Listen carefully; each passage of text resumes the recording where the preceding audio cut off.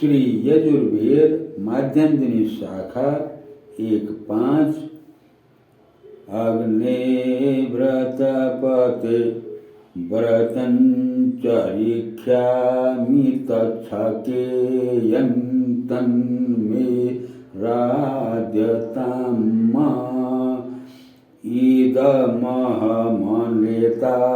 सत्यमुपैमि। पदार्थ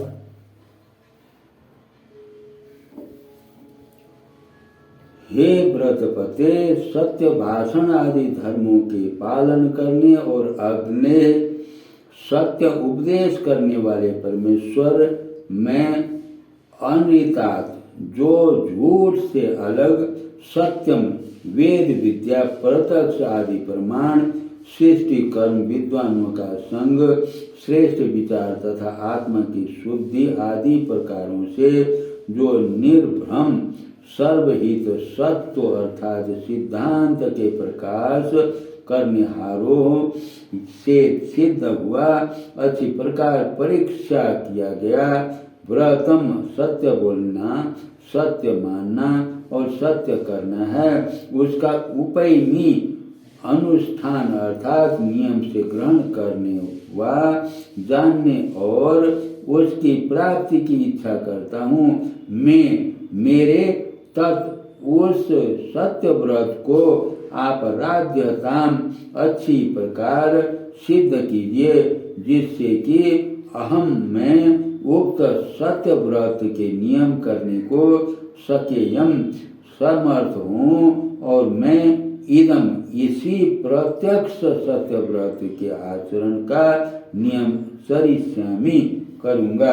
भावार्थ है, परमेश्वर ने सब मनुष्यों को नियम से सेवन करने योग्य धर्म का उपदेश किया है, जो कि न्याय युक्त परीक्षा किया हुआ सत्य लक्षणों से प्रसिद्ध और सबका हितकारी तथा इस लोक अर्थात संसारी और परलोक अर्थात मोक्ष सुख का हेतु है।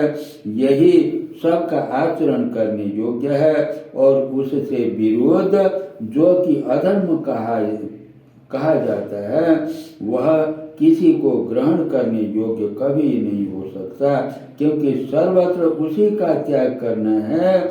इसी प्रकार हमको भी प्रतिज्ञा करनी चाहिए कि हे परमेश्वर, हम लोग वेदों में आपके प्रकाशित किए सत्य धर्म का ही ग्रहण करें तथा हे परमात्मन, हे परमेश्वर, आप हम पर ऐसी कृपा कीजिए कि जिससे हम लोग उक्त सत्य धर्म का पालन करके अर्थ काम और मोक्ष रूप फलों को सुगमता से प्राप्त हो सकें।